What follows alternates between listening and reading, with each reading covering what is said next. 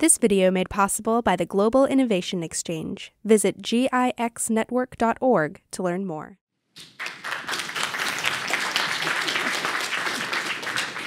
Thank you. Why don't you guys just come on up?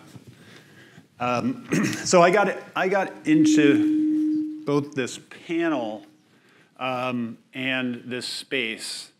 I've been a sort of a lifelong athlete, and in late 90s, my mother was diagnosed with colon cancer, ultimately passed away from colon cancer.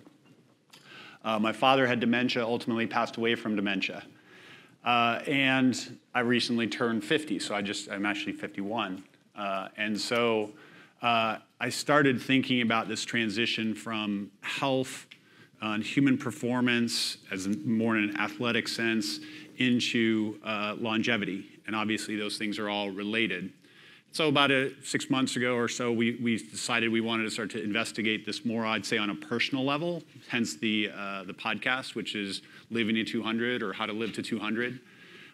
We've done 4 episodes. We've released 4 episodes so far on things like the gut microbiome, regenerative medicine, and performance blood testing. And so I'm just personally starting to scratch the surface on what's possible, what's happening that's very approachable for me today or for you today, as well as what's the near term and what's the long term, the things that might happen in the next 5 to 10 years of that. We're launching another episode of the podcast today with a physician from LA that focuses primarily on men's health and how men think differently about health and longevity.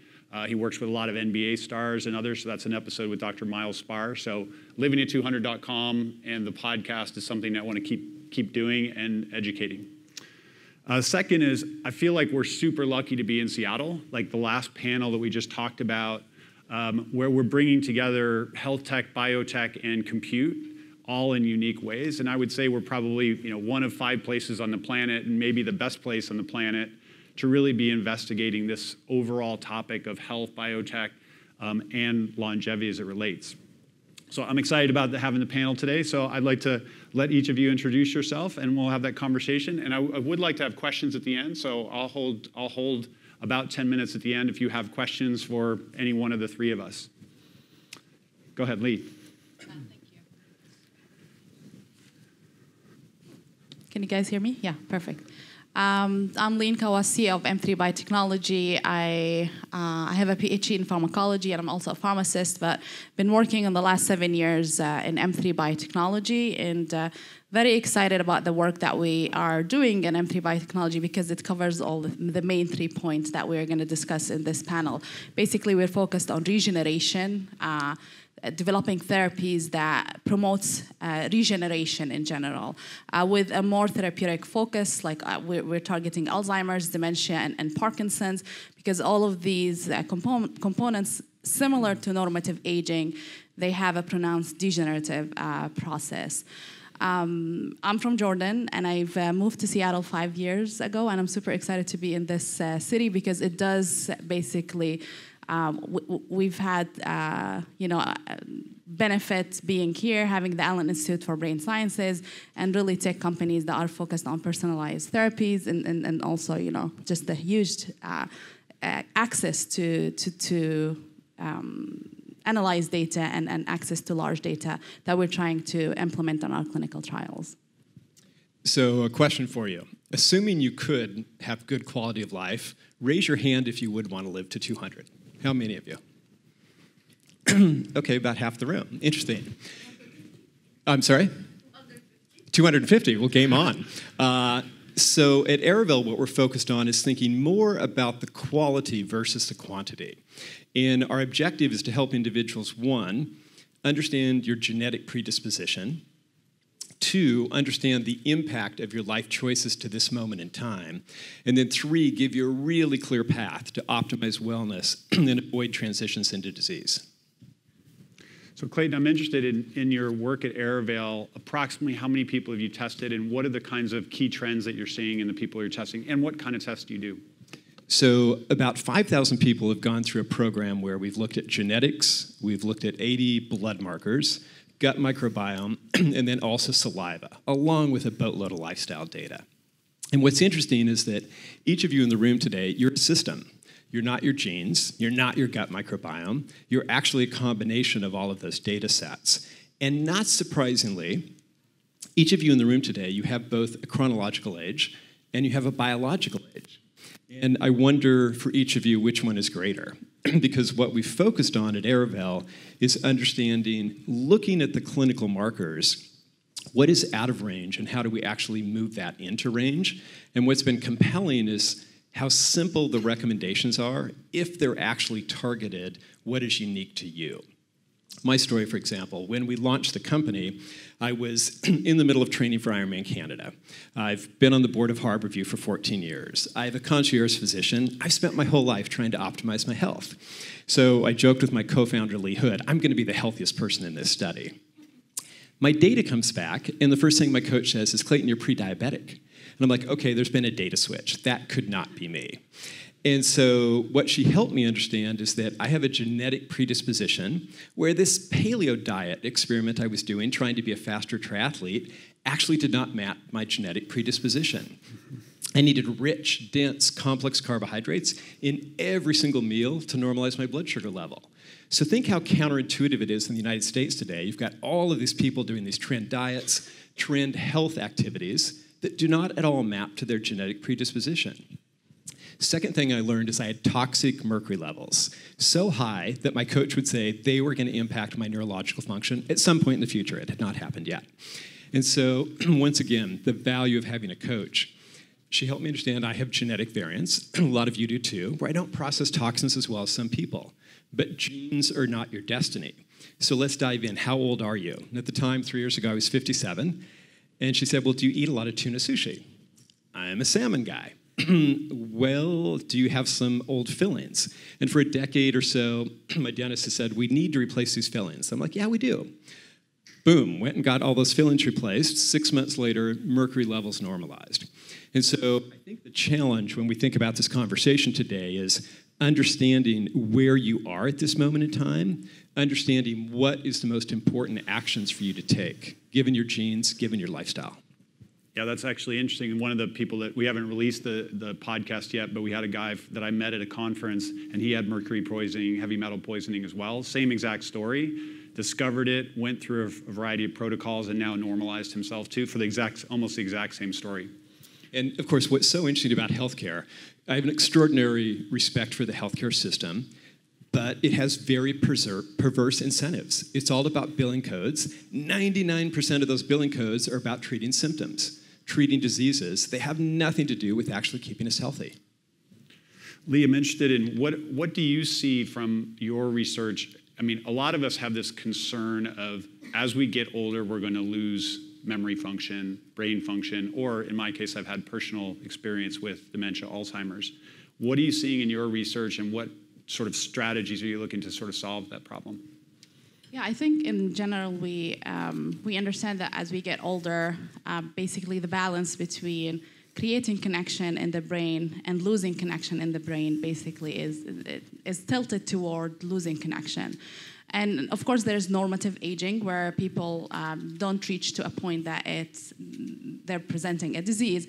But in Alzheimer's disease, it's the same. It's a systemic disease. There's multiple things that are happening. It's not only one aspect of the disease that are being compromised. It's not only, I'm sure everyone here has been following the clinical trials around Alzheimer's disease and dementia because they target the same, thing. And a lot of the groups were looking at a presentation of the disease, which is the protein pathologies, A-beta amyloid. It's been, the failures around this space has been a little bit disappointing, but to be honest, they're targeting one aspect of the disease. It's multiple things. It's metabolism, it's inflammation, it's losing brain connection, degeneration, right? And there's different types of normative aging, different types of Alzheimer's. But when you're looking at a therapeutic approach that would work or something that would improve the quality of life, you have to keep the whole picture in mind. You have to focus on regeneration. So this is what we're doing. We're trying to create new connections with our therapies, and we've shown this in multiple models. We're also affecting inflammation, which is a huge thing that is not only impacted by age, it's also diet, exercise, understanding your body, and listen to your body as well. And then there's, of course, the glucose, basically insulin resistance, all of these factors that you could improve with just making some modification to your lifestyle. But also when we're thinking about therapeutics, we have to think about this overall basically presentation of the disease and not think about one aspect of the disease. And that's why we've been, for the last 7 years, everyone was really focused on the A-beta amyloid, and nobody would look at anything else because this is the one thing that they understood from the disease. And now I say it's really our time because we're really looking at this in a completely different way. And we're actually targeting the main thing in the disease in different ways, which we're now treating patients in the clinic, and we are using also a lot of, I'll talk about this at a later point, but we're also using data and personalized approaches in our clinical trials as well. What do you imagine in the next 1 to 3 years is going to be the ability to diagnose and or predict and or treat from these sort of brain conditions?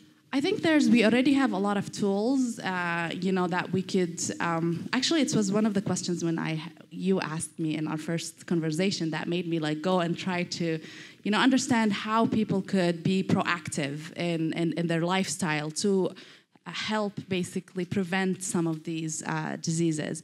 And the interesting thing is there's a huge body of research out there that, exactly to Clay's point, your genetics, our genes doesn't dictate our life ultimately. It's one component, and basically genes are your code. And then it expresses specific proteins. But the translation of this code depends on some of the activities that you do, what you eat, how much you sleep, your exercise, how much, if you're running a company, there's a higher chance that you have higher inflammation. So this is the basically what you need to think about. And there's a lot of tests that you could go out there, including genetic testing. There's a gene that I think we talked about earlier, is ApoE4. And basically, if you have one template of this gene, you have 30% higher chance of basically developing dementia or one form of Alzheimer's. If you have two basically alleles or two copies of this gene, you have almost over 70% chance of developing Alzheimer's and dementia. So for me, when I heard this statistic, I was like, who would want to know that this is their destiny, right? Because when you're talking over 70%, it's probably you're going to...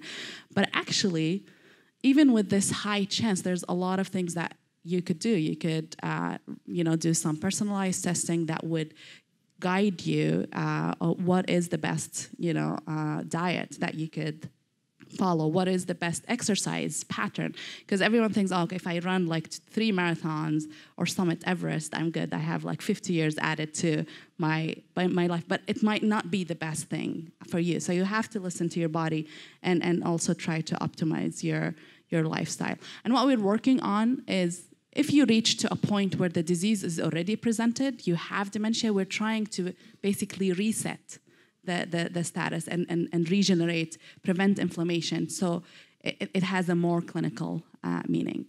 How many people have done a genetic screen out there? 23andMe, Aravale, others, so half-ish. And if you could or know about Alzheimer's, how many people would want to know? You have a 30% or 70% chance based on this one particular factor. So it's actually somewhat knowable at this point in time. It's not definitive, but it's directional. Yeah, 4 weeks ago, I was he asked me that question, who wants? I was like, no, why would anyone want to know? But after I did, I read a lot of research, maybe, no, I would like to know because there is some things that I could do about it. I think so. In that case, that was half the people who had done the test, but 70%, 75% wanted to know or could know. And this is somewhat knowable today. Again, not definitive, but knowable. And they call it in the space, basically, cognoscopy. So it's similar to colonoscopy, cognoscopy. Basically, if you go in and you test for your genetic components, your inflammation status, your basically diabetic, like if you have insulin resistance, if you're pre-diabetic, or mercury is a huge thing, zinc is another huge thing. So it's a full picture. It's not one thing. It's not only the genes.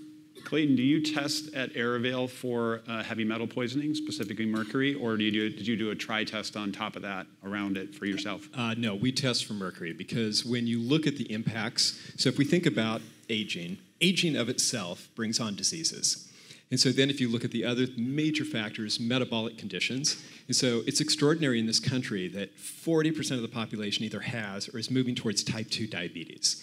And if you look at individuals who have type 2 diabetes, their reduction in lifespan is somewhere between 5 and 7 years.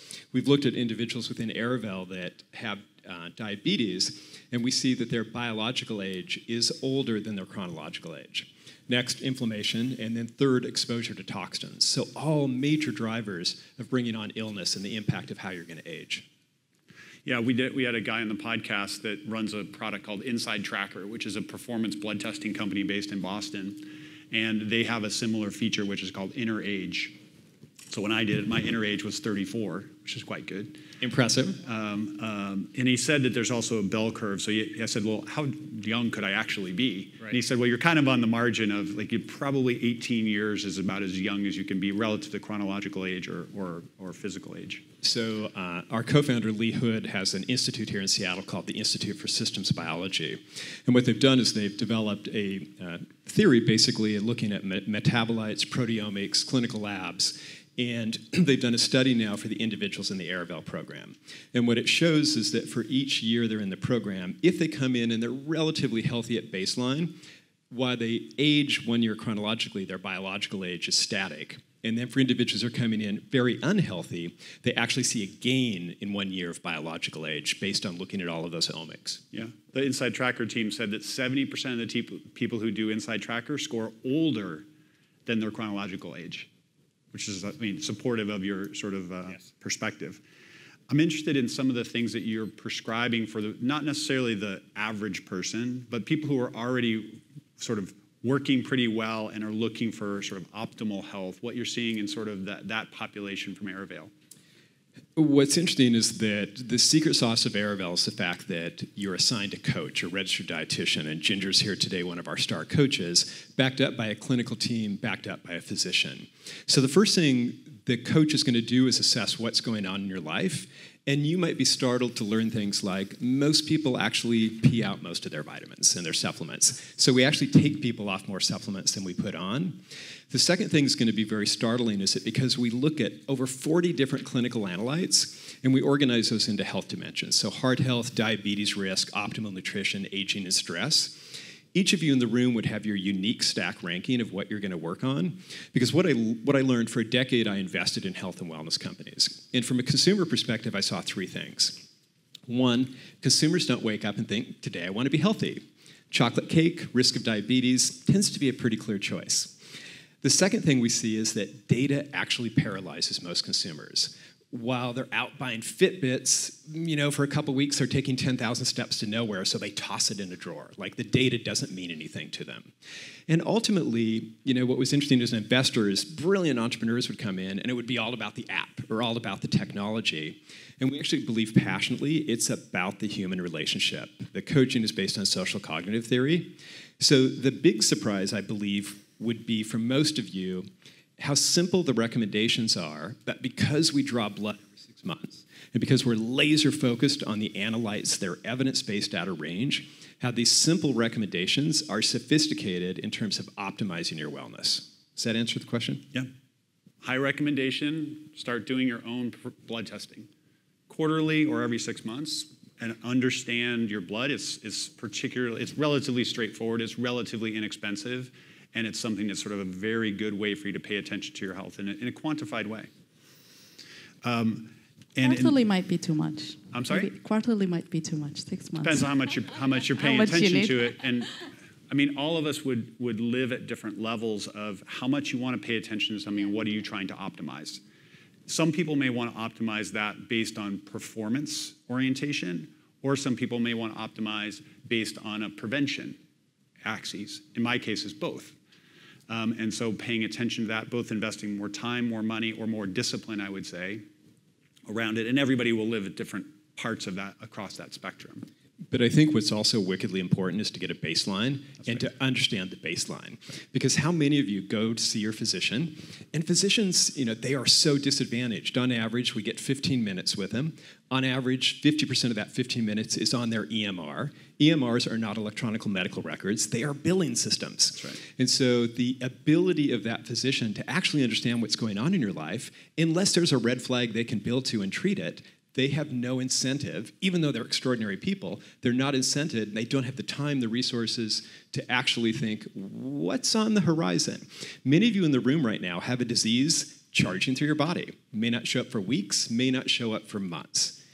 It'll be when symptoms appear that you actually start to deal with it. Imagine if this moment you could take a snapshot, maybe understand some important genetic predisposition, based on that, understand which omic you should actually be tracking so you'd know, oh, the disease is actually perturbed, and now I need to start to address it long before symptoms appear. If I can give one example. We're fortunate that we've been around for 3 years, and so we've had a number of our members have up to 6 blood draws now. And really unfortunate that a member came and said, I've been diagnosed with stage 4 pancreatic cancer. And of course, that's usually fatal because it is stage 4, and so very tragic. We biobank blood from every single blood draw, and 96% of our members participate in the research aspect. So on a non-hypothesis basis, we went back and looked at the proteomics, the metabolites, the blood, the gut microbiome, from every single blood draw. Not surprisingly, at our very first blood draw, there was a protein completely out of range compared to the other 5,000 participants. And when we went in and looked at that protein, it was associated with the function of the pancreas. Now, that's an N of 1, but that's sort of the big idea. Understand your predisposition and look at the ability to track it before disease hits. I mean, we're all effectively N of 1, and yet at the same time, we have to find these ways to make comparisons to other people. And whether that be through a service or on our own or some combination of online community, I think that's the place. And I 100% agree in the sense of your primary care physician just does not have the time to go and focus on this particular issue. So you either have to do it yourself or you have to do it with a set of services and aggregate that data on your own, because looking at these causation correlation aspects, it's just way too much for a primary care doc to work on. And then also, of course, what I hear so often from consumers is that, oh, I went to 23andMe and I got some genetics insight, but it wasn't actionable and they didn't have my blood data. I got my gut microbiome done, but in what context? Like, how do I translate that? Because, of course, your gut microbiome has a major impact on what's happening in your blood. And so that's why we've taken the systems approach of really trying to tie these data sets and then put them into health dimensions that are actionable. Gut microbiome tests out there? How many people have done that one? Super interesting. Richard Sprague was on the podcast talking about both what he's done. He's done over 400-ish gut microbiome tests and is really working on causation correlation for specific kinds of diseases as it relates to the bacteria and the microbiome. And like this will be years and years, in my opinion, before a primary care physician or a hospital is looking at that sort of stuff. Years. And assuming that there's something interesting in that science, like you don't want to be years behind that. I'm interested in, based on all of your research, what have you changed in your lifestyle that maybe could apply to other people out there, for both of you? What do you know? I'll tell you what I would do, but I don't know if I already implemented some of the... I think that I would probably go and do a lot of testing right now and normalize my lifestyle. It's running a biotech company, clinical trials. It's a super high stress life, which I really enjoy. Might be a good thing. I don't know if it increases inflammation in my case, but it's something that trying to find a more balanced, less stressful lifestyle in general, and definitely, understanding my body more. So it's interesting. I also just had a baby earlier this year, so that adds another level of complexity to my life. And I started reading after I had the baby, also, women who had a child at some point in their life, there's higher risk for a plethora of diseases. So that also is leading me to want to explore this area as well. How does it impact degeneration, diabetes, and other basically diseases? But I think it's the general thing that everyone is already aware of, having the commitment to really learn more about your body and doing the right thing, exercise, and the type of exercise that works for you, and basically the right diet also for you. There is basically ketogenic diet. A lot of people have been talking about it. There are some extreme forms of this diet. I think there's some level that, later in the day, if you are moving towards a more ketogenic type of diet, that would be good, because during the night there's a lot of restructuring in the brain that would help prevent long-term degeneration and cognitive impairment. So that's an interesting also thing that I'm trying to implement in my lifestyle.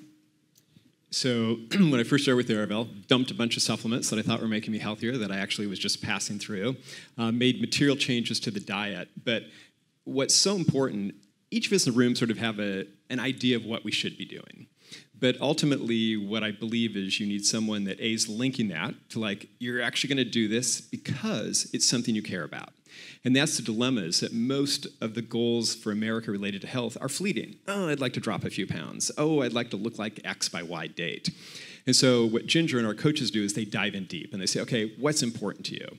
So for Clayton, it's being an extraordinary CEO and coming in 5th in Ironman Canada in my age group next year, which is not going to be easy to do. So what I'm working on right now in year 4 of the program is that we look at saliva 4 times during the day. So we measure cortisol levels. Mm-hmm. And a couple of mine are materially out of range. And I've just sort of ignored the idea that sleep is important. I'm like, sleep, that's for wimps. But now, because I have data that shows me the impact of not sleeping, because I'm motivated to try to be a more effective CEO and be competitive, it's actually linked this goal to sleep now to something I care about. So what my coach and I agreed to is she negotiated with me and said, okay, what can you do? And I said, okay, by 10 o'clock, I'm gonna commit, I'm gonna quit working. And by 11 o'clock, I'm gonna go to bed. So at 10 o'clock, the Aravel app takes over my iPhone. It says, swipe right if you're gonna quit working. And then at 11 o'clock, the same thing. Well, I often don't swipe. And so, but all of my Fitbit data is showing up on my dashboard. And so then she'll send me a note. Really, Clayton, 5 days in a row of 5 hours sleep. I bet you're really being effective being a CEO. And so it's this idea of accountability linked back to something I care about that I think all of us have to figure out in our life. Yeah, sleep and sleep quality. People track their sleep? Okay, sleep quality. Resting, waking heart rate. Yeah, do that one. Resting, waking, when you wake up, your heart rate is basically a direct correlation to the amount of stresses in your body. It's super easy. I use a product called Sleep Timer Pro. I wake up, put my finger on the back of my phone, resting heart rate. If my resting heart rate, which is common, is around 51, 52, if it's at 57 or above for more than 2 or 3 days, I almost always get sick. Super cool. Yeah, why? But I would like to caution people from data, from applications, don't...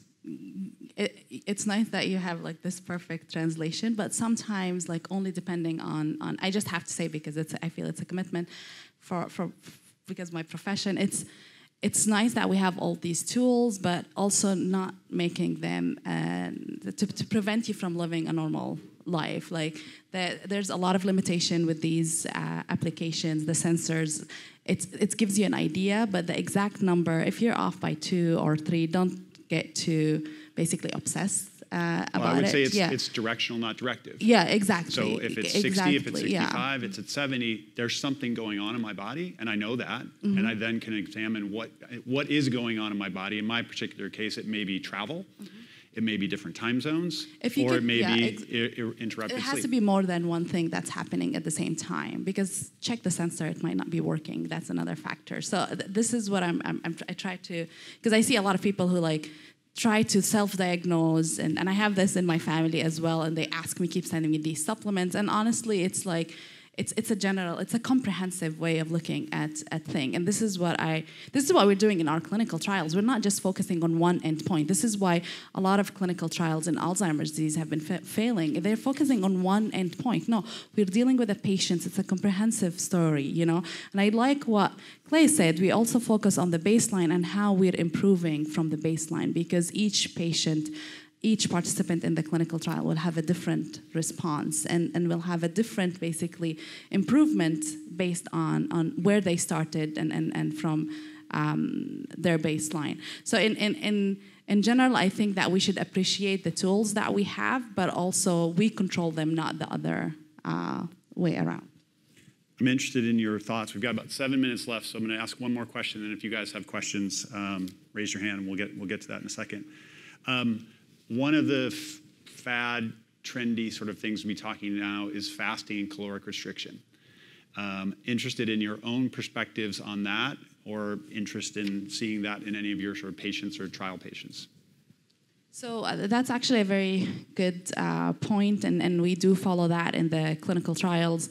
Fasting, you know, there are two groups of nutritionists, people who would tell you, you have to feel satiated the whole time, like smaller meals over an extended period of time is healthier.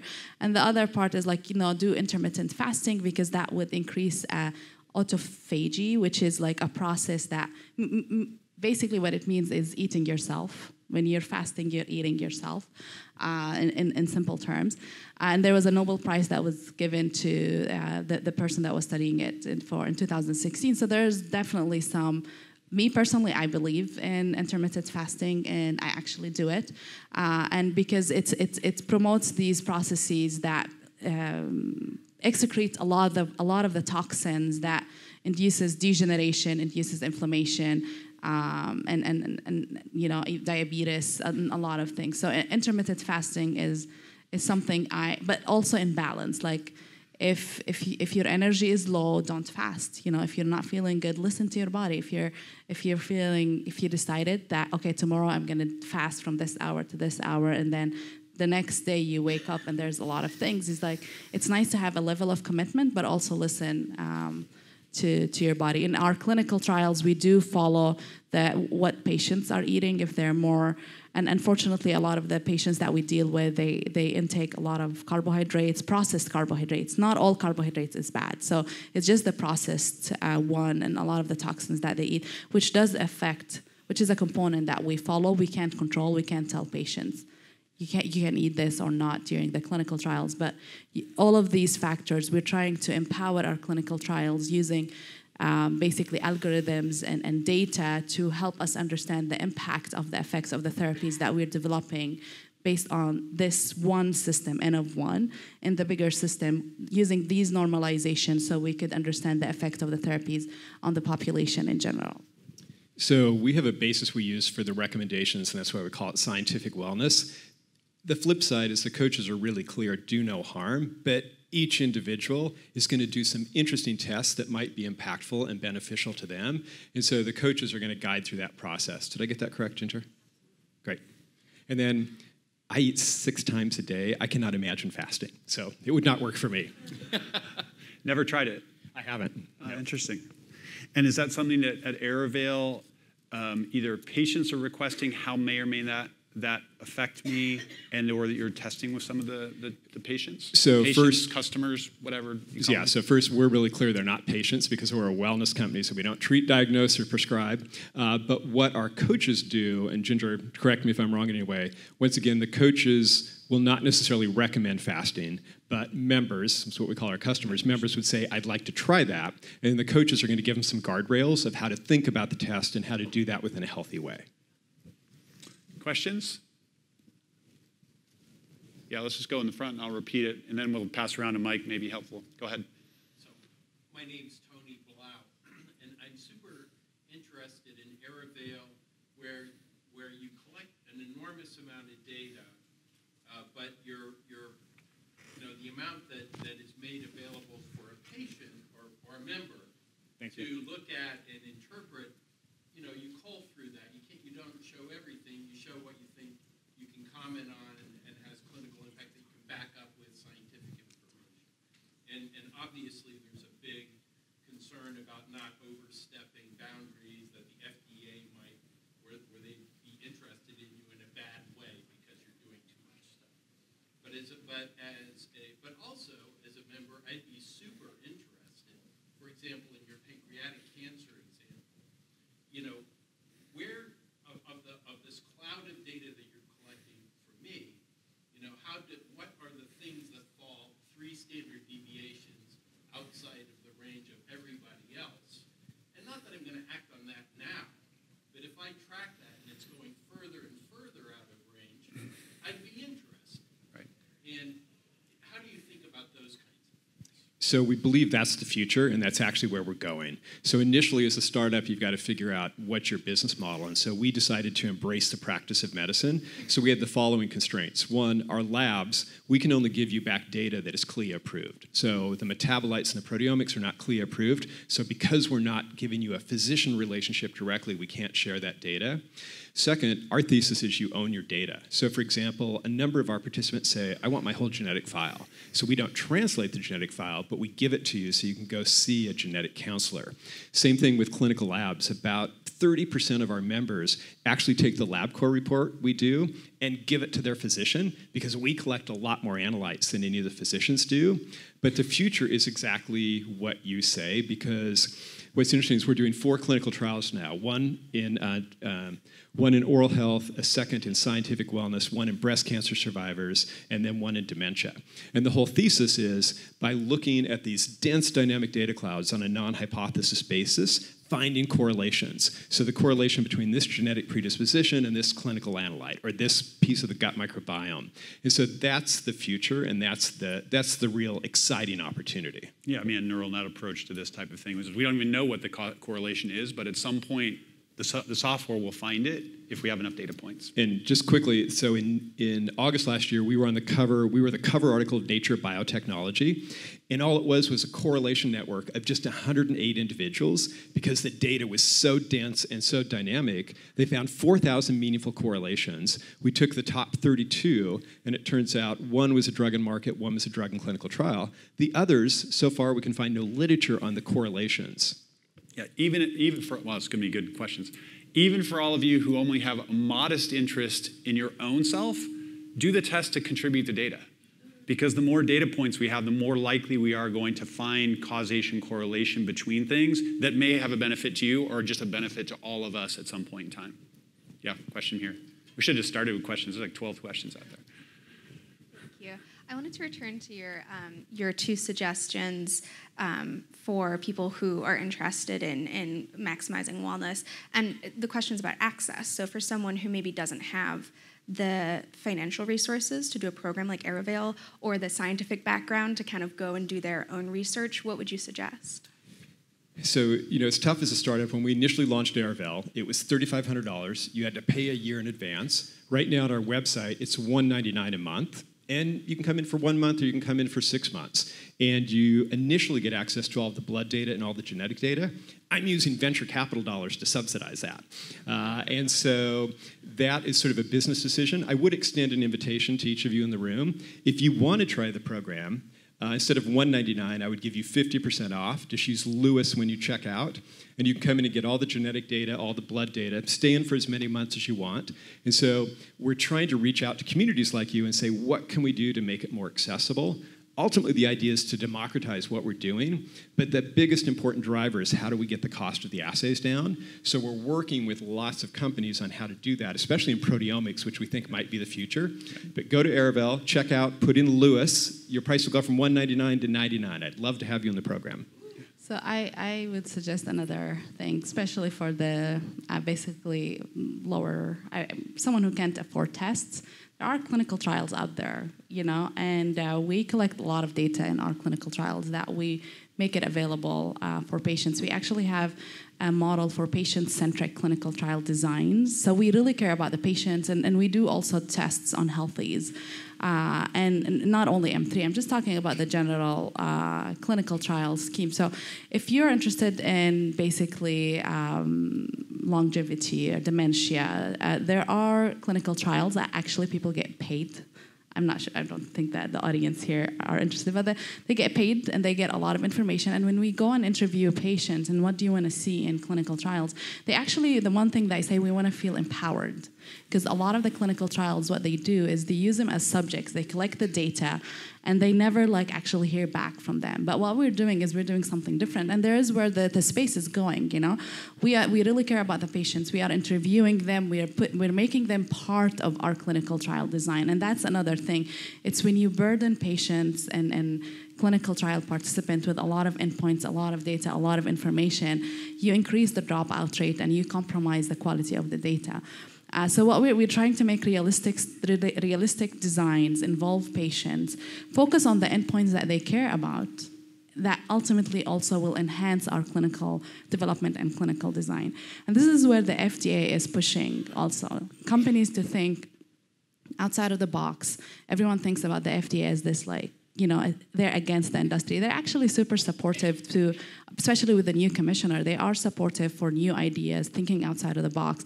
They have a lot of programs that they are promoting innovative, complex clinical trial design with patient-centric, ideas.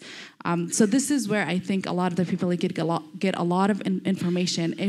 Even if you don't have a PhD, you still could be part of the body of research that we're trying to accumulate to understand human diseases and normative aging. Well, we're out of time, but obviously this is a rich conversation. It's part of the reason we're to do the podcast as a whole. Kevin, Lauren, just raise your hands over there. They both work on the podcast with me. So if you have specific questions, I can drive the conversation, look for different guests, answer questions, and we're just starting to figure out how do we keep this conversation going, both in a physical way and in an online way. And again, being in Seattle is amazing. We have lots of interested people. We have many companies innovating in a variety of different directions on the performance side or the longevity side or both. And so I thank you all for coming. Thank you all for your attention, and I hope the conversation continues.